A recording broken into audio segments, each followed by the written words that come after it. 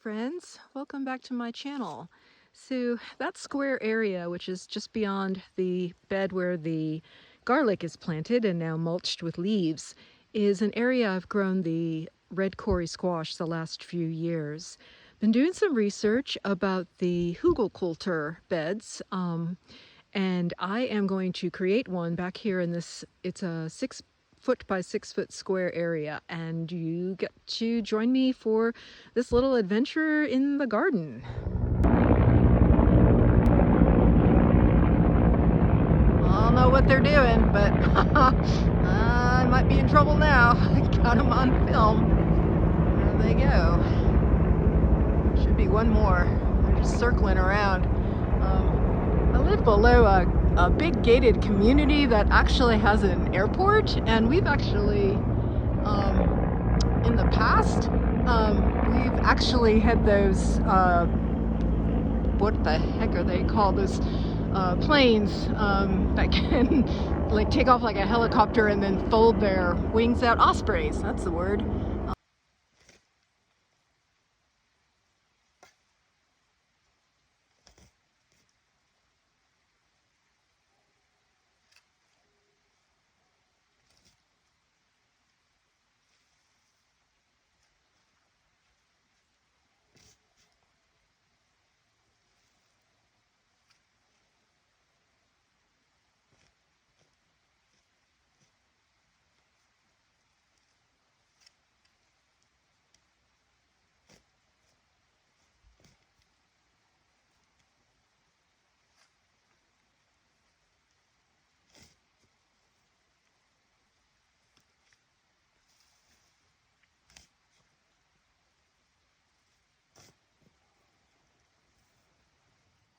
Okay, making some progress. I've got just a third of a half to go right there. I am finding a lot of root material in here, and some of it is this bishop's weed. Some of it's definitely grass, but so a few years back when I was managing a community garden, different people brought plants in, and this particular plant makes a great flower for really small pollinators and parasitic wasps that help to take care of caterpillars in the garden. And so I definitely invited it in for that purpose. However, it really likes the garden, and even though I've put in this barricade, a little piece of flashing aluminum flashing, it's managed to just like come right over it. So what I'm going to do is sift out as I replace the soil after I put the logs in. As I replace the soil, I'm going to sift it and hopefully get as much of the root material out. So just wanted to show you that. There's my amazing patient hunter waiting. He's underneath the milkweed, and further back is where the Jerusalem artichokes are. So there's probably some rodent activity in there. He's on patrol. Okay, so I've just been going in with the fork and turning this over. This is it's got more clay. It's a clay, sand, rock subsoil. I've been gardening in this spot. Let's see, I guess it was 2005 that I started gardening out here. So it's been a few years, and definitely, the soil has been improved by the things that I do.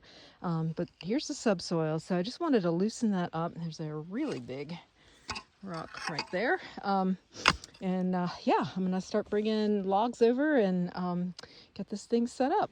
Okay, so I've got the first half of this 6 by 6 foot space filled in. And so some of these logs, these little holes and stuff, these were shiitake mushroom logs that are completely spent. And then there's some other logs that I inoculated with shiitakes, but some other mushrooms coming out of them. So I'm just going to bury those. And then we have, there's turkey tail. I've got a lot of turkey tails, so I'm going to put these guys in the bottom of the bed. Okay, so now I'm covering this over with the last mowing I did of the yard, which vacuumed up all the leaves I could get and the grass. So that's the next layer. Now I'm going to sift some soil on top of this. Okay, I got the leaf grass clipping thing covered over with sifted soil, and now I'm covering that with a bunch of stockiness.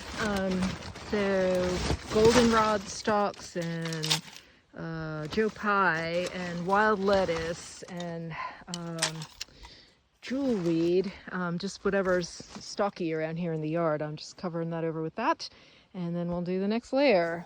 Okay, on top of the stockiness, I put just some unchopped leaves. So there's chestnut and cherry and oak and maple and sassafras. And then on top of the leaves, I've got some pretty well composted wood chips, which I've been using on top of the beds as a covering for the winter. So I put a layer of that in there.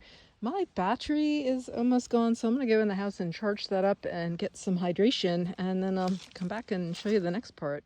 This bed remains partially unturned because the chickweed is still out here, and there's some grass out here that Barley likes to use for salad, so he's enjoying that.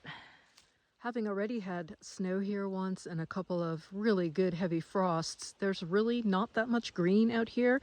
But I did go close to the garage and gathered up some comfrey leaves.